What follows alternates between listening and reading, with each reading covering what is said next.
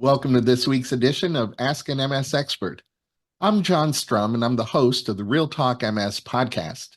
Each week, Real Talk MS reaches thousands of people in more than 100 countries around the world with the news that people affected by MS need to know. My wife, Jean, lived with progressive MS for 23 years, so I've had a front row seat experiencing all the ways that MS can impact a family. I'm a past member of the International Progressive MS Alliance Scientific Steering Committee, and currently I serve on the MS Society's Community Review of MS Research Committee. I'm a district activist leader and trustee for the National MS Society, and I chair the Society's California Government Relations Advisory Committee. The MS Society's Ask an MS Expert webcast is designed to give us a place for the MS community to connect and to connect you with experts who are ready to answer your questions on the topics that impact people affected by MS every day. Please feel free to post your comments and questions on Facebook, YouTube, or Twitch. MS Navigators are online throughout today's program, answering those questions, connecting you to resources. If you're living with multiple sclerosis and you're unable to work due to an MS-related disability or other condition, you may be entitled to receive Social Security Disability Insurance, which is commonly referred to as SSDI. The Social Security Administration recognizes MS as a chronic illness or impairment that can cause disability severe enough to prevent an individual from working. But a quick scan of literally dozens, if not hundreds, of social media posts underscores the reality that for many people living with MS, understanding the process and actually applying for SSDI benefits is confusing and stressful. Joining us today to help us better understand Social Security disability insurance is Jamie Hall. Jamie is an attorney specializing in Social Security disability and long-term disability law. Welcome, Jamie. Thanks for being with us today. Thank you, John. I appreciate you and the Society having me with you today. Well, let's start with the basics. What is SSDI and how might it benefit someone who's living with MS? Yeah, so SSDI is short for Social Security Disability Insurance. And when someone says, I'm on disability, 9 out of 10 times, that's what they're referring to as SSDI. When you look at your pay stubs, and it has the government withdrawals on there that everyone loves to look at and everything, the government withdrawal, part of that's to pay for your Social Security Disability Insurance, because it's an insurance program you pay into. But in essence, it's a program that everyone pays into. So if something happens to one of us, they have a safety net to fall back on. Does having MS automatically qualify a person for SSDI benefits? It does not. We have a phrase in my office, diagnosis is not disability. One thing groups like the MS Society and a lot of providers do is try to take the MS community and let them stay working as long as reasonably possible. Many MS patients work for a long time before disability follows in. So no, just being diagnosed will not qualify a person for disability, but the symptoms, the limitations arising from MS, oftentimes eventually do give rise to a disability claim. Well, since you just referenced some of those symptoms, how does someone living with MS prove they've been impacted by one or more of those MS symptoms? Does their neurologist or MS specialist have any sort of a role to play there? They do. So I look at disability claims as a team event, and that team would include the patient, the providers, attorneys, judges, administrators, whoever it may be. There are many people in that group and everything. But it's really important in a disability claim to have good documentation of the symptoms being alleged. Because remember, Social Security is paying a large benefit in many circumstances over a long period of time. They want to ensure that the people that are applying fully qualify for these benefits. So having testing done by the neurologist, the physical therapist, even primary care is incredibly important. And having them document these limitations is really important. There's essentially two types of documentation we look at in these claims. One is objective documentation, and that is testing. That could be MRI, that could be strength testing, whatever it may be. The other is subjective documentation. When you sit with your doctor and discuss with them what you're experiencing, what you're feeling. Both of those have a very important role to play in a disability claim, and walking the judges through exactly why we're alleging disability and how we prove the existence of all those conditions. Well, we've heard from Kyle, who tells us that he's been working for 25 years and he was diagnosed with MS 10 years ago. Kyle's MS has started to impact his cognition, and he thinks SSDI benefits might be a good option for him. So, how can Kyle determine when it's the right time to leave the workforce and apply for SSDI benefits? There's no one size fits all answer for when to leave work. My clients, some they call and I'm amazed they stayed as long as they did in the workforce. Other people call in and it's a bit too soon to go out on disability. So everyone has their own timeline they look at there. But generally, a person with cognitive dysfunction, the SSA will consider whether they can do very simple jobs. And it's not just the work that a person's done in the past, because that's not the standard for SSDI. In SSDI, the focus is typically, can you do any kind of work whatsoever on a full-time competitive basis? Gets a bit easier as you get older, but in general, it's proven you can't do even very simple works on a full-time basis. For a person with cognitive limitations, that oftentimes revolves around the cognitive fatigue they experience as the day goes on. So again, if a person can't cognitively maintain their focus for a full 8-hour day for even simple jobs, that's an indicator that a disability claim may be appropriate at that point in time. Discussing with your neurologist, with those around you, as to how your work is impacting your life is also very important too, because it's another telling factor. If you are living to work, it may be a sign to reevaluate your relationship with work, whether a disability claim is appropriate at that time. Well, I think you just started to answer my very next question. I was going to ask you whether there are any specific things that someone like Kyle should consider before making the decision to go on SSDI. Yeah, and again, to dovetail with the last answer, the impact on your home relationship. Are you able to work, but you can't get your dishes done? Are you able to work, but you can't, do anything with your children or things like that? Are important factors to consider here. And obviously, with MS, there are certain things we have to give up. Oftentimes those patients can't have the full range of activities they would have without the condition. But there's a fine line there when work becomes the entire focus of life. And if that's not enough to keep a person working and effective, that's a key factor. Also looking at your work performance itself. Are the reviews being done at work that reflect that you're not working to the capacity you should be there?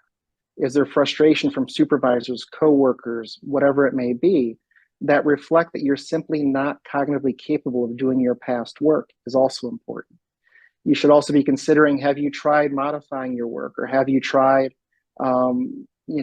changing how you do things and changing the focus of what you do to maintain your workplace as long as you can? When those types of tools fail, at that point, a disability claim may be appropriate there. Well, let's go ahead and fast forward our friend Kyle's story a little bit and assume that he's been approved to receive SSDI benefits. What would happen if he decides to re-enter the workforce? So Social Security wants individuals to re-enter the workforce. They want to see Social Security as a bridge to get a person from disabled back into work. They do offer unique programs that allow a person to attempt to work in pursuit of that goal and everything. There's a couple different ways we look at returning to work once you've been approved. One is a person who's just trying part-time work, because you can work part-time while applying for and once you've been approved for disability benefits. Post-approval, my office typically recommends that you stay below 20 hours per week, and typically recommends you stay below around $900 per month in income, and that the job is consistent with disability. So running a jackhammer for 5 hours a week is probably not consistent with disability, even if your pay is below the thresholds we talked about a moment ago. And Social Security allows a person to do that essentially indefinitely without it impacting their benefit. If a person's looking at full-time work, however, it's a little bit different there. In that scenario, the person will have access to a trial work program or the ticket to work program. Generally speaking, that lets a person make as much money as they see fit for approximately 9 out of 60 months on a rolling basis. And before a person starts this, they should talk with the SSA, confirm these regulations, obviously. But the SSA has essentially said, we will let you sample employment for 9 months. If it works, stay employed. You'll go on your way off the disability rolls.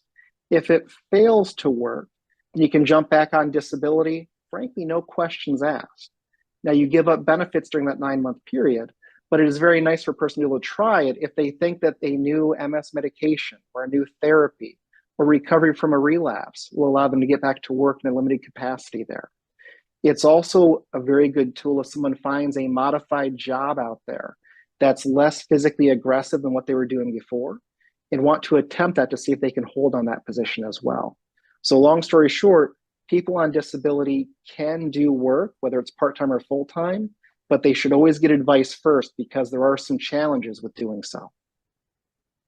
Jessica tells us she often feels mentally and physically fatigued at work because of her MS, and she's considering starting the SSDI application process, but wonders if it's going to be enough to cover her expenses. Jessica wants to know whether, if she's approved, is the SSDI payment a standard amount per person, or is the amount she receives based on, excuse me, is the amount she receives based on other factors as well? So it is not a standard amount, and that's a misnomer out there in society, but everyone does not get the same benefit from Social Security. The benefit received from Social Security is based on your lifetime earnings history. And it's different than a lot of other government programs. Some government unions out there will look at your highest 3 years of income. That's not the case here. Social Security looks at your highest so many years of earnings based upon your age, and then uses that number to figure out what to pay you. So for instance, a person who's, say, age 60, they may take that person's highest 30 years of income, run it through the rubric, and it puts out a number, and that's the benefit paid each year. A person who's, say, 50, they may look at your highest 20 years of earnings to get that number. So not working immediately before filing for disability or having some decrease in earnings shortly before filing for disability doesn't necessarily dramatically drop your benefit there. But not everyone's paid the same amount. We typically see benefits issued somewhere between $1,500 and $3,000 per month, depending on a person's earning capacity. So is there any way that Jessica can know exactly how much she'll receive, and how often can she expect payments? Yep. So there's actually 2 methods to find out what your benefit may be. Number one is the SSA does post on an electronic portal you can access what your disability benefit would be. And that replaces those paper statements we used to get once per year, years ago, that they stopped sending out. So you can access that electronically. Or you can simply call your local Social Security office and ask them what your Social Security disability benefit estimate is. And they'll give you that number right over the phone. They can look it up. It's important, however, to know that your disability estimate is different than your retirement estimate. So if you get the retirement number, it may not properly reflect your benefit. The disability benefit is a very good estimate. It's typically within about $100 of what your actual disability benefit would be. So there's those 2 ways to confirm what your benefit is if you're considering this process. And I recommend that people who are looking at a disability claim know that number early so you can plan accordingly as you move towards a disability claim. Can you explain what work credits are and how Jessica can find out if she's earned enough work credits to be eligible for SSDI? It's a good question, John. So work credits are part of a question called quarters of coverage that Social Security looks at. Because years ago, they look at your earnings literally quarter by quarter of the year to see if you made enough money to qualify for benefits. At this point, it's more of a watered down system they use. Essentially, Social Security looks at if you made enough money over your lifetime and over the most recent years. The lifetime test is typically pretty basic, so we focus on the recent years, where most people have to have worked 5 of the 10 years before applying for disability. So again, 5 of 10 years. It's a very low threshold. A full year of work is approximately $7,000 is all it is. So even some part-time work may qualify you as a full qualifying year of work. So again, if you have worked 5 of the 10 years before you leave work on disability, you should qualify as having sufficient quarters of coverage. That being said, you can always reach out to the SSA and ask them what your quarter of coverage status is, or your date last insured, which answers the same question. So I'll ask the flip side of pardon me. I'll ask the flip side of that question. What happens if Jessica hasn't accrued enough work credits? Yep. So the only way to accrue enough work credits is by going back to work, which obviously, if you're looking at a disability claim, it is a difficult remedy to tell a person to work to get qualified when they're applying for disability because they can't work at that point in time. But again, a key factor to keep in mind is a full year of work from a disability perspective is only about $7,000 there. So in this instance, Jessica may be able to go back to work part-time, make $7,000 for a year or two, and fill in those gaps in her work history by ongoing work and everything. So that's what you want to look at in that scenario. You can't correct a quarter of coverage issue and a lack of work history by not working, but you can correct it by working part-time and making just enough money to qualify.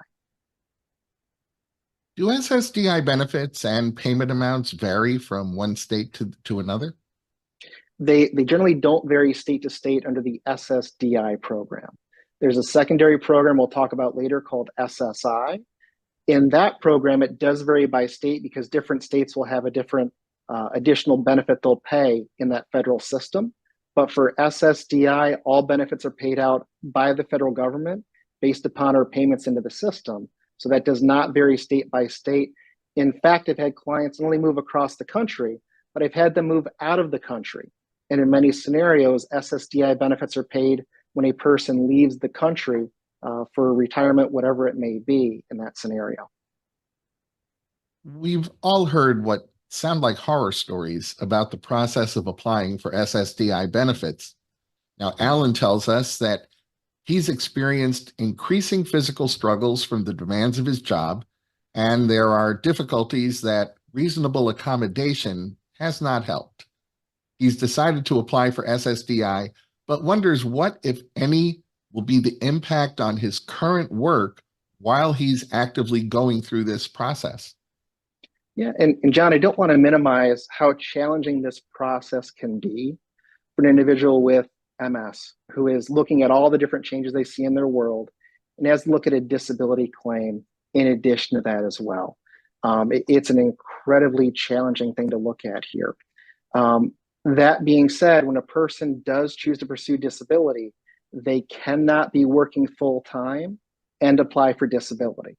Because if you're working full-time, by definition, in Social Security's eyes, you're not disabled. So our individual there could reduce the number of hours he's working to a part-time status, like we talked about earlier, but he could not be working full-time. It's important to note he may be able to take a leave of absence from his position. That may give him time to apply for disability, but he can't be doing both at the exact same time. So let's suppose Alan decides to reduce his hours, as you just suggested. Does he need to inform his employer or supervisor that he is applying for SSDI benefits? This is also one of the more difficult questions MS patients have. And the word need is important here. He doesn't need to tell his employer, and he should certainly take some thought as to what the tone of his employer is and his past experiences seeing others who have limitations at work. There are some employers who are very forgiving and understanding and value their employee and their contributions. And they're willing to be flexible with that employee in this process to keep their value under their payroll. There are other employers who have no flexibility and offer no accommodations, nothing like that for a disability applicant. And there it's much more difficult to tell the employer what is going on there. So every individual has a different fit based upon their employer and their comfort level, but they can tell their employer. And if they do, there's some American Disabilities Act, ADA accommodations, protections that may ensue. But you really want to talk with counsel on that to confirm what the pros and cons are of such a disclosure. Well, that brings me to a follow-up question. If somebody does advise their employer that they're actively applying for SSDI benefits, can that employer choose to replace them while they're in this application process? So generally, no. Now, employers can let employees go for virtually any reason, just not an improper reason. And you can't let somebody go simply because of a disability. However, if that person's not able to do the requirements of their position, that's a bit of a different discussion there. We mentioned a moment ago the Americans with Disabilities Act, or the ADA. That disclosure to your employer that you're pursuing a disability claim may open up things like an FMLA application and things like that. And under FMLA, your employer would hold your position typically for 12 weeks, even if you're not there, or even if you're taking time off intermittently, it may provide an avenue there as well. So again, this whole disclosure concept does provide some protections there if it's an avenue someone chooses to go down. We've been talking so much about the application process. How long can someone expect that benefit approval process to actually take? So there's some variety here. And it depends a bit on the state, a bit on the applicant, and frankly, a bit on the adjuster and just luck what occurs there. So Social Security has 3 different levels in their decision-making process. And at the initial level, in most states, we see a decision about 5 to 6 months after the application's filed, which is a significant wait, but 5 to 6 months typically from application to decision at the initial level. That being said, we have some states that are outliers, and I do this work nationwide. We see applicants in, say, Florida and the state of Delaware take a good year for a decision at the initial application level. No matter how disabled the applicant is, they will not get a thumbs up or a thumbs down for approximately 1 year from the date of filing. So a little bit of homework to check on that helps as well. If you're denied at that initial level, you have to go ahead and appeal for reconsideration and likely appeal for a hearing as well. And to get to a hearing, even in the typical state, takes around 18 months and could take longer. So you want to be prepared for a longer wait for a disability decision here. And that's part of why talking with your providers, talking with your family, looking over your finances at a very early stage is really, really helpful. So you can plan out how to get through this long process here. But in general, as short as 5 months if you're approved at the initial level in a typical state, as long as 18 months if you have to go to a hearing. And if you're in one of these longer states, it may even be beyond 18 months there. Well, in addition to SSDI, the Social Security Agency also pays supplemental security income, or SSI benefits, something I heard you mention just a moment ago. Now, SSI benefits are different from receiving SSDI benefits, but the disability determination is the same for both. So can you explain what the difference is between SSDI and SSI? Yes, John. So it's important to note that the medical analysis for SSDI and SSI is identical, as you mentioned a moment ago. They ask the exact same questions about your limitations, your conditions, your diagnoses. The difference is almost completely about your work history and your finances. We talked about SSDI, the I stands for insurance. And the applicant for SSDI has paid into the system over the years as part of their earnings history. And that's why that quarter of coverage issue comes up there as well. So because they've paid in, they get paid out at a higher benefit amount by the government. If SSDI is either not an option or is a minimal option, there is a fallback provision called SSI, which is a benefit of last resort by the federal government. And that has no consideration of your work history. Someone who has never worked could qualify for SSI, but the benefits in that program are very low, typically under $1,000 per month. And they also reduce your benefit if you get support from other sources, such as family members, other subsidies, things of that nature. So again, the medical analysis is the same, but the financial and work history analyses are very different. You've shared some really helpful insights about Social Security disability insurance.